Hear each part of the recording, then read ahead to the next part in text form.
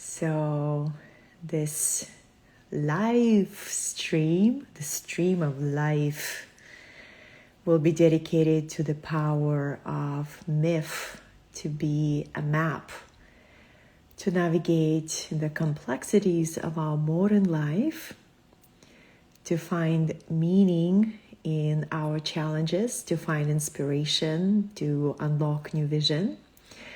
So a warm welcome. If you are new to my page, my name is Katarina Satori. I am deeply passionate about bringing ancient mystical wisdom into the world. I do a lot of myth telling, storytelling in my online classes, in my writing, in my videos. And the myths are really powerful sources of guidance. They help us unlock the inner teacher. And, to me, it's the essence of a true wisdom is how do we unlock connection with the inner teacher. So warm welcome. I'm just setting up to make sure that the light is great and the sound is great. And I'll share with you some of the most powerful myths that I find great source of inspiration and wisdom. And maybe I'll share one of them with you today on this live stream. Another deep passion of mine is to help others go from being a spiritual seeker to becoming a seer. And a seer is an archetype. It's a person who can look beyond the veil of material plane, who can discern the truth from illusion, who can navigate this physical world without losing connection with their soul. So this is a deep soul calling for me. How do you help somebody unlock that inner eye, the eye of wisdom? Here's my kitty. And I have found studying ancient myths have become the key for me personally. And I lead different experiences such as live events. And the last few times I went to Peru, Sacred Valley, with my group, hosting a transformational retreat there. And every Peruvian retreat that I lead, I tell a lot of myths. Some myths I share from ancient land of Sumeria, one of the most ancient myths ever written, right, on a tablet, the myth of Inanna, Sumerian goddess. Sometimes I tell myths from the Hindu tradition, the myth of warrior goddess Durga, goddess of abundance Lakshmi, the goddess of time and goddess of dissolution of ego Kali. So I'm fascinated by different traditions because I have found there's so much gold that we can learn from different cultures, right?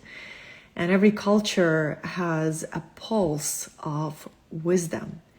And before we had any written history, every culture had a verbal tradition, right? So people would gather by the fire in the villages, and the elders would tell the myths. They would tell the stories, not just old stories for entertainment.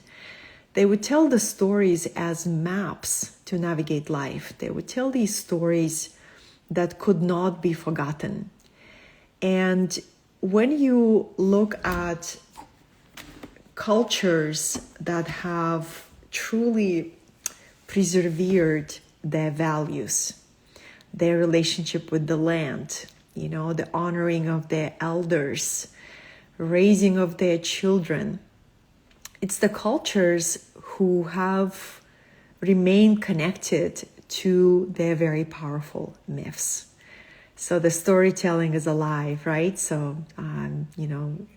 giving you an example of Sacred Valley, Peru, and you have a lot of ancient myths that pre-Inca culture and Inca culture, and they will tell you different stories, how everything has spirit and everything has a story. So there is many different myths, and I would say in our Western culture, a lot of people are familiar with Greek myths. And to tell you the truth, I'm not a big fan of Greek myths because they have been corrupted, and they have this very interesting storyline that doesn't really revere the feminine. So I feel that the Greek myths have been infected with patriarchy. And I always wanted to look for something more pure, something that is more rooted in reverence of the feminine. So I personally go to ancient myths, such as myth of ancient Egypt and the myths of Minoan culture, which was pre-Greece, right, on the island of Crete. And most of the Greek philosophers took their myths from Minoan culture, which was it was a culture centered around the feminine and around the goddess tradition. So when I study myths, I become deeply immersed in the layers and layers of meaning. And I find myth is a journey that touches you emotionally, that expands your mind, that gives you deep sorts of wisdom, that gives you a perspective of what life is about and how you can develop your soul, how you can meet different initiations of life with clarity and trust and confidence, right? So this is why I find myths to be very crucial, specifically for the time of great transition or the time of great crisis. It's both, right? That's a great transition, great transformation, and also crisis on the planet that we are seeing. When we have access to ancient myths, we have access to ancient maps, right? So myth is a map for transformation. That's how I see them. And this is why I keep telling them. And especially, during my classes, whether I teach on the feminine or I teach entrepreneurial class, I teach pretty much anything right now, there will be a powerful myth. Because a myth gives us this opportunity to lift up our minds and to connect to a larger reality, right? So this is why I believe myths are very powerful. We need more myth tellers. We need more wisdom keepers, modern wisdom keepers, who begin to channel those stories, very powerful stories. So I'm currently leading a mystery school, and I talk a lot about myths there, how they're just so powerful. And I'd like to share with you a couple of myths that I deeply love. And one of them is a myth of creation of the world from Egyptian perspective. And what I love about ancient Egyptian myths is they are very objective. They talk about the duality of life. When you dive into Egyptian mythology, you meet all these deities.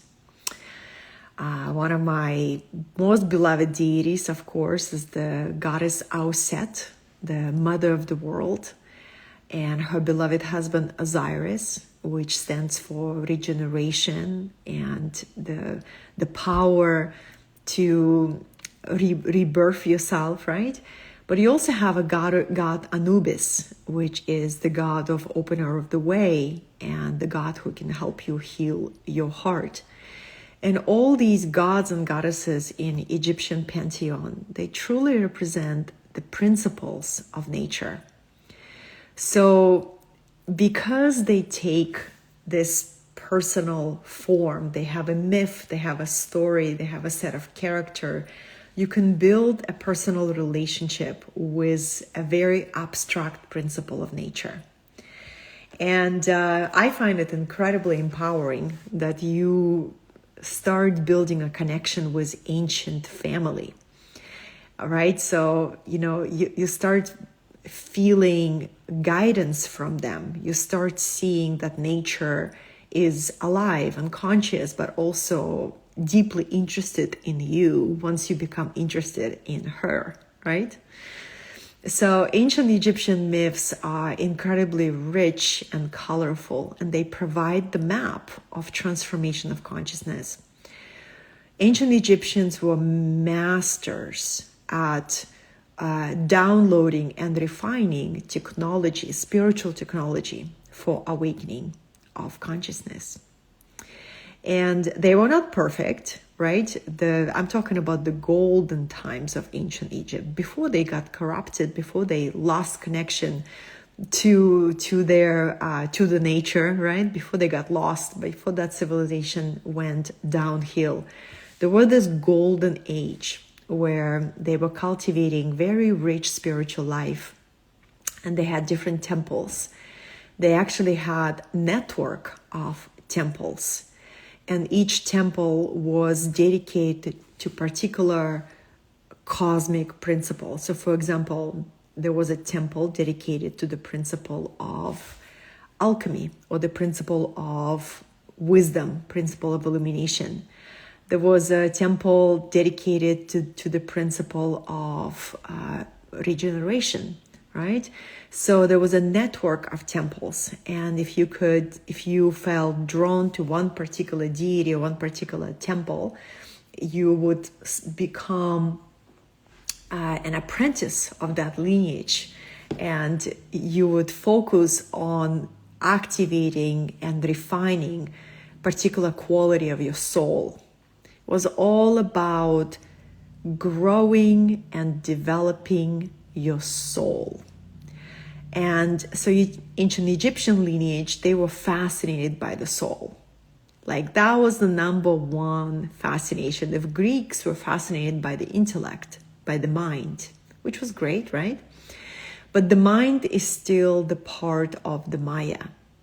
The mind belongs to the Maya, to this illusionary reality. The soul comes from other world.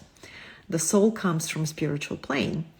So Egyptians were fascinated by the soul, and the meaning of life was all about developing a particular set of qualities of the soul. So let's say some people were drawn to develop themselves artistically and to develop the highest quality of beauty as a central quality of the soul. So if that was the aspiration, they would be drawn to working with goddess Hathor, which was the principle of beauty and joy and dance and music and all fine arts. As well as Hathor, they would be apprenticing with the goddess Bastet, which is this very famous cat goddess. And all these goddesses were an expression of one main divine feminine, right? One female goddess, mother of the world. But because the goddess has 100,000 names and 100,000 expressions, people would be drawn to particular expressions, right? So this last year, I deepened my relationship with the goddess of sensuality and home life. So if you're interested in how to bring more harmony to your home life and how to unlock, next level sensuality codes, how to feel more alive in your own body, right? In your own femininity, then Goddess Bastet is your goddess. Hey, Michelle, my voice is everywhere. Yes. So the mystery school, we talk a lot about myths because myths are maps. And I truly see there is such a high demand for wisdom keepers who develop the ability to become passionate myth tellers and storytellers. The crisis that we see on the planet right now, the crisis of meaning, because we lost touch with ancient wisdom on a collective level, a lot of people go through deep suffering, existential suffering, because they don't feel connected to a larger meaning. And what myths do for us, they offer us a map of meaning, right? So when you study the most greatest myth that I can tell that myth over and over and over, and it will always come in a new way. It's a myth of love, which is a story of love, the greatest story. And you can tell that myth for 3 hours long if you go with every detail, and every detail has a meaning.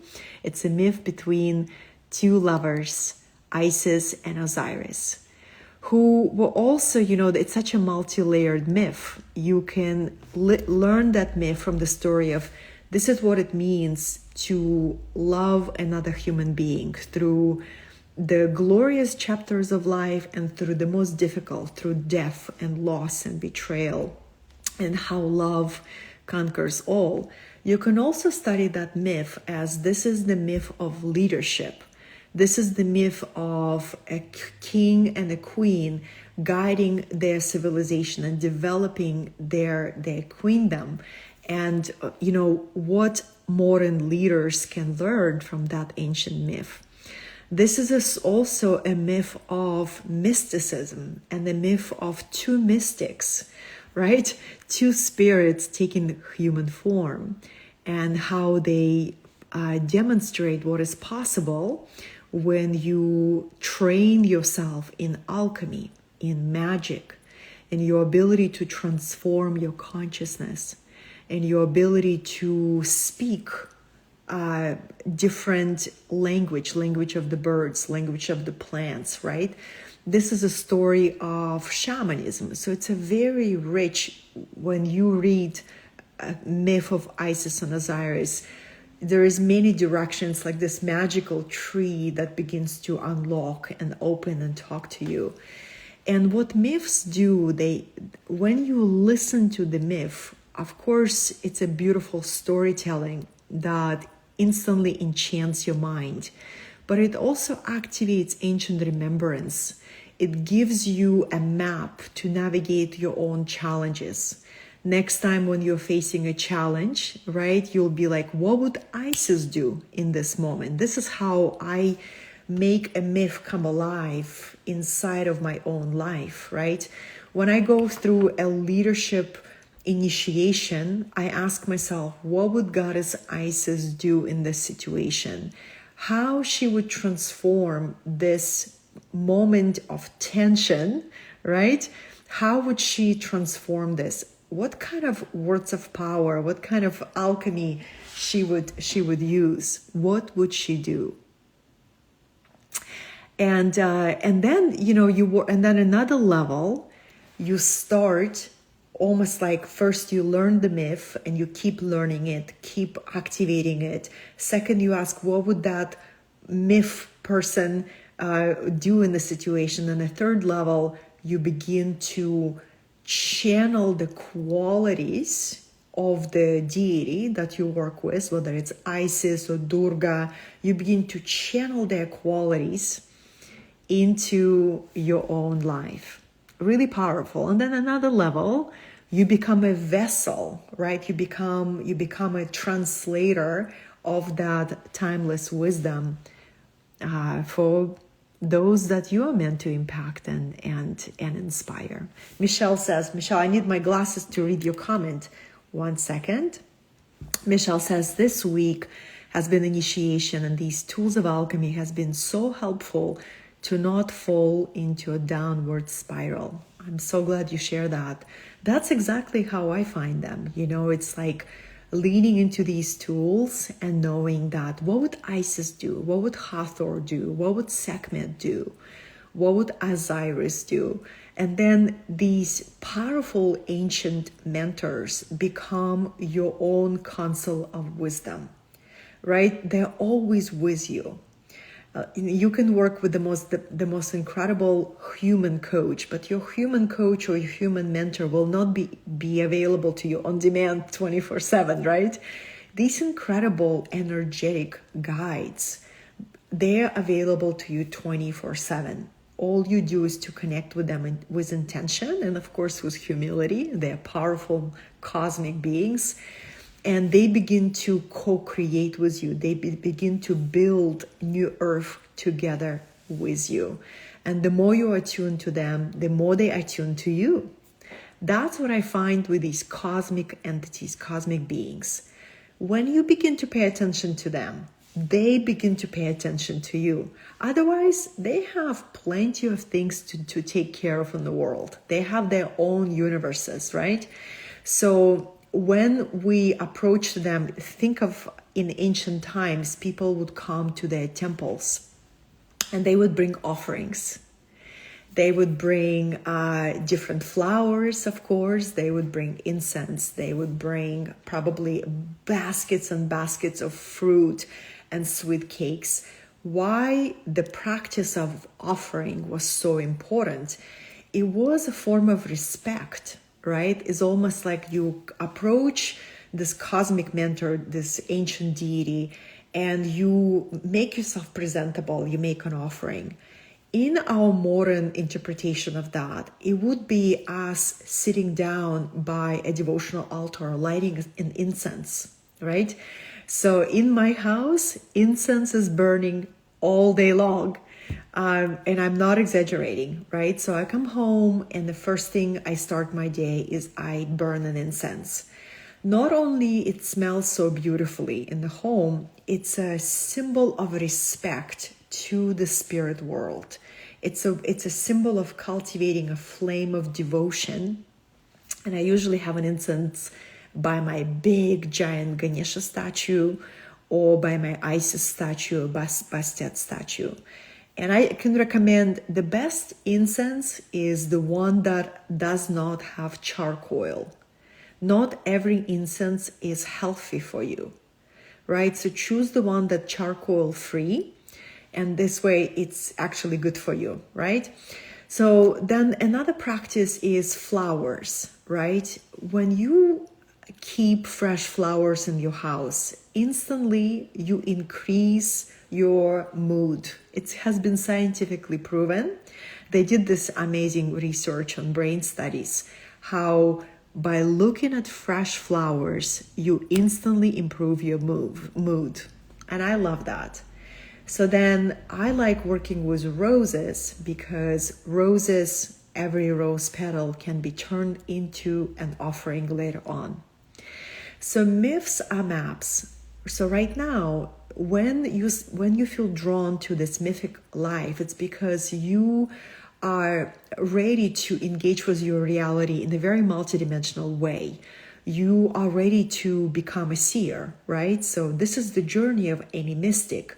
You go from being a spiritual seeker to becoming a seer, somebody who continues to open this inner vision, an ability to see beyond the veil, ability to cultivate this very sharp intuition and discernment.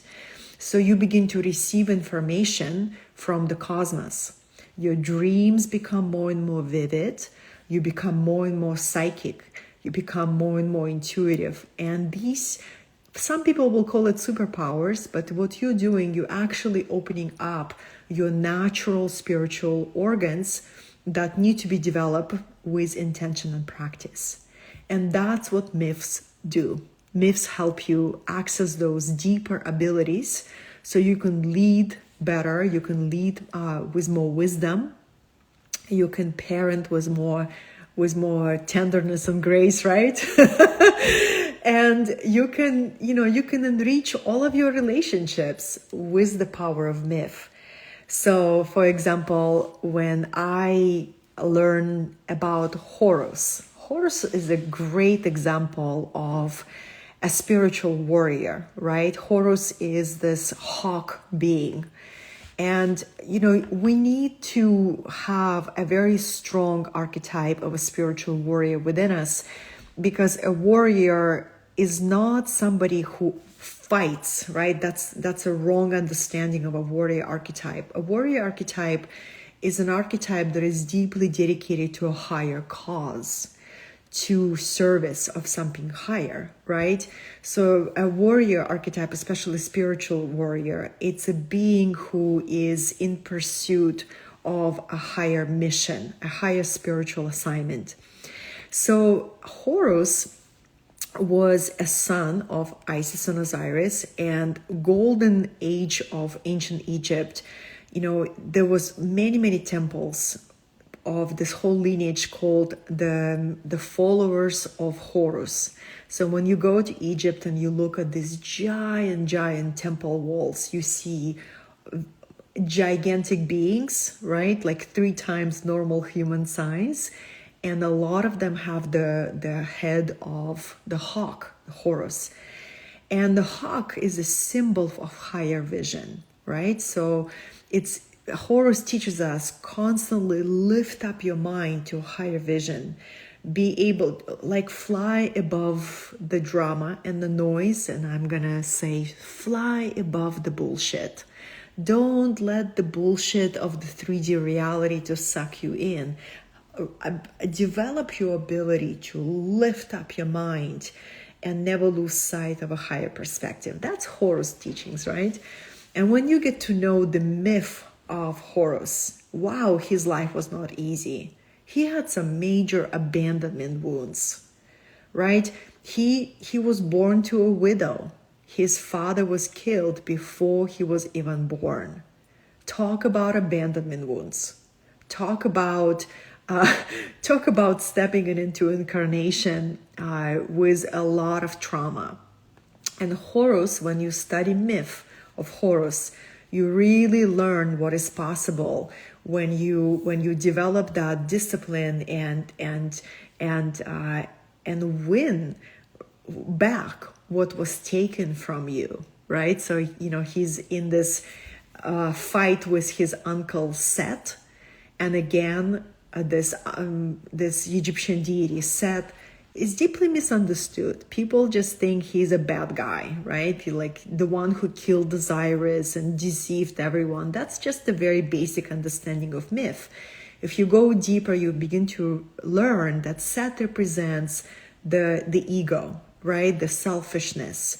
And in the world of duality, we get to understand the purpose of these lower aspects of self so we can transform them.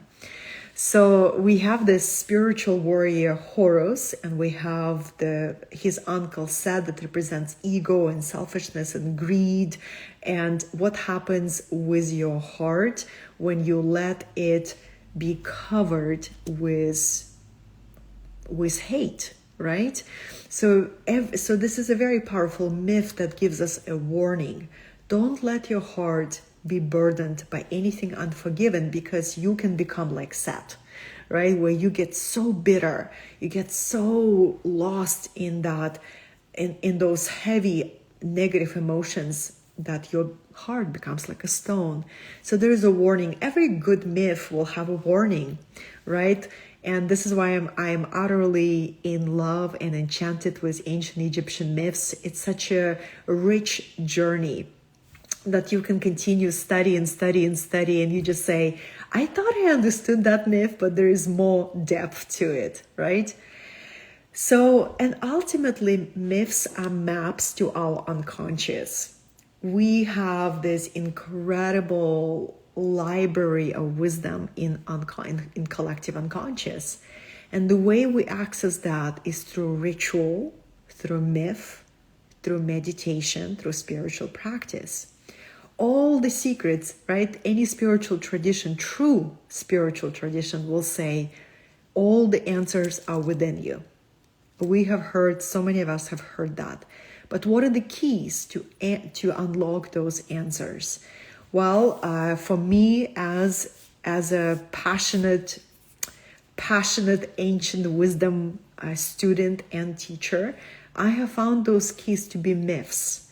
And the more we understand these ancient myths, the more we unlock these deep wells of inner wisdom. A true teacher that I have found will always give you tools and practices to find your own inner teacher, right? That's what the true teacher will do. They will say, you have the wisdom, let me show you how to access this. Let me show you how to keep accessing it. Let me show you how to access even deeper wisdom. So when I work with myths or tarot, I believe the next month in our mystery school, we're going to study tarot, which is really exciting. It's a set of archetypes. There's 22 of them that give you a whole map of transformation of your consciousness, how to become a magi, how to become a magus or magician. Oh, hi, Rebecca. Yeah, this is a very rich live stream. So please, if you have space to watch this from the beginning, I was talking a lot about myth, but I'm also very passionate about tarot and different systems of divinations. Why? Because it's another set of keys that help you access your own answers, your own wisdom, your own navigation map, right? And so tarot comes to us from ancient Egypt. And I will add this. What was before ancient Egypt? Well, of course, we had Atlantean wisdom. Atlantean wisdom is what inspired ancient Egypt. So when Atlantis was destroyed through cataclysm, the high initiates, priests and priestesses of Atlantis, they were informed that their civilization would go through a natural cataclysm and destruction. So they transferred all their wisdom into crystal technology. And of course, they sent their priests and priestesses all over the world. Some went to India, some went to Egypt, some went to China, some went to South America. This is why we have huge megalith structures such as pyramids. They all have very similar structure, and that comes to us from Atlantean civilization. So I would say divination systems such as tarot comes to us from Atlantis, right? And again, they were using symbols. They were using verbal education to make this mystical wisdom come alive in each student. Right? They didn't really write down a lot of things before the Library of Alexandria in Egypt existed. So all of this, myths, divination tools, different rituals, they are keys to access our inner wisdom. And this is why I feel it's so powerful to study them, right, darlings? Because when we can understand our life archetypally, and we see the bigger story that is unfolding for humanity right now, it gives us a sense of strength to move through transformative process, this very messy process of transformation that we're in. And it also gives you a way to connect to a higher vision for your own life. Find strength to overcome obstacles. And we will meet different obstacles in our life, right? Sometimes we are being asked to go through initiation with our health. Pain is a powerful teacher, and it's part of this reality, whether it is emotional pain or physical pain. So to be able to meet pain with a strength of a spiritual initiate is really incredibly powerful. The same thing with loss or with always with different chapters, like menopause for women. It's initiation. How do you go into a different archetype from a mother to a crone, right? So that's why myths are maps of how to navigate life and how to be ready for the different chapters of life. I find great inspiration. And as I've shared before, I am not a big fan of classical Greek myths because a lot of them have been infected by patriarchy, right? By this ideology that men are more superior to women. And, when you study Greek myths that are rooted in Zeus mythology, you have the goddess of wisdom, Athena, turned into a war goddess. So be discerning who you learn myths with and which books of mythology. I would say the traditional, kind of like a classical mythology, have been deeply corrupted and infected by the ideology of patriarchy. And patriarchy, again, is ideology that puts man as more supreme to women, right? So this is why it's just like a gentle warning. If I go to a more pure myth that is rooted in nature wisdom.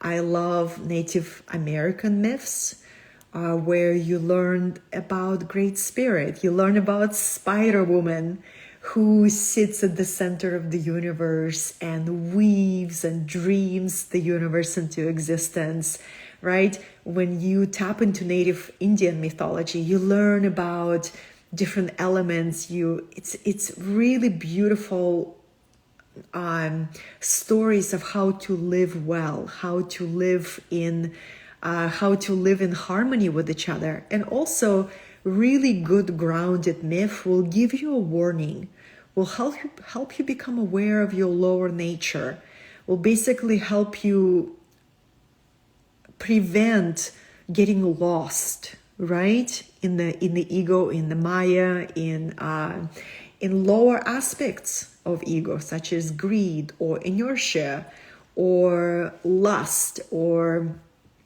purposelessness or fear. So a good myth will give you these tools and also warnings. Goddess Nicolette, hey darling, good to see you. She says that's a beautiful view of the frustration of how our current patriarchal system disregards the realities of menopause. Exactly, darling. And I am so fascinated with this topic because every woman will experience menopause in a completely unique way. So we need more voices. Every human being can awaken a storyteller, a myth teller, right? And we need more voices. We need more people sharing their story, because then we all begin to see our life from a mythic perspective. What archetype are you playing right now? I remember learning about the archetype of Persephone, right? Or the archetype of Inanna, and how she goes into the underworld to deliberately taste the darkness of the world, deliberately taste death, deliberately taste all these darker aspects of realities to mature as a feminine. And I remember when I was going through that chapter, I was like, I am living Persephone myth right now, or I am living Inanna myth right now.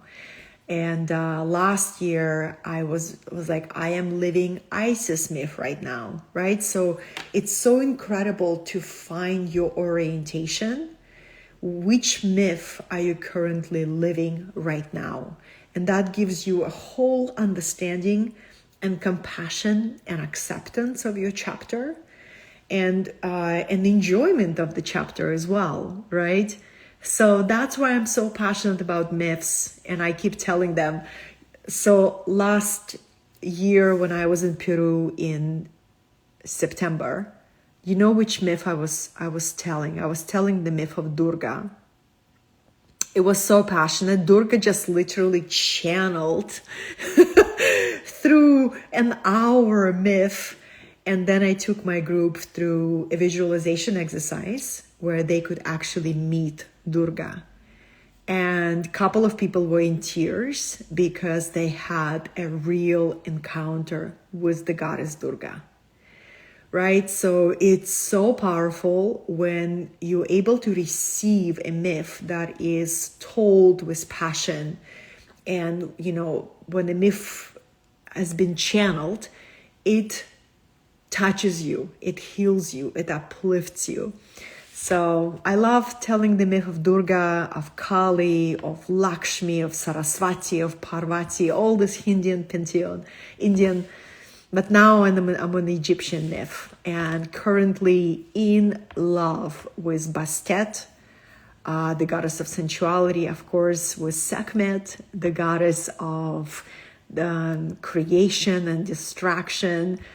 Love Hathor, the goddess of joy, the goddess of remember that life is a dance, and find your joy through dance and arts and song, right? So all of that. So that would be my only kind of a caveat. If you are reading a myth and it doesn't feel right, it's probably got infected by patriarchy, like classical Greek myths. And so just find the one that is really rooted in feminine tradition, that reveres the feminine, so you get the most pure storytelling. Anyone has questions on this topic, let me know. Otherwise, I'm gonna go have lunch. And I just felt inspired to share with you how myths are maps. They're maps for transformation, empowerment, initiation, healing, definitely meaning of life. And myths gives us a map for higher meaning. And if you'd like to check out more of my work, I have a YouTube channel that is filled with different kind of transmissions. It's very easy to find. It's Katarina Satori on YouTube. I have a website, katarinasatori.com. There's blogs and all kinds of classes that you can take. So, and currently I am leading a mystery school. That's what my focus is on for now. Something special is coming in May. I am sensing something new is being born in May. I can't wait to tell you more, but for now, I'm keeping it as a surprise. And on this note, thank you so much for connecting and being here. Thank you, Nicolette. Mwah. I miss dancing with you too, darling. It has been a while and such a transformative chapter, right? Let's find a way to dance together in 2025, this spirit of the snake. I'm wishing everyone a beautiful, beautiful weekend. And this replay of this live stream will be available in a couple of minutes when I post it.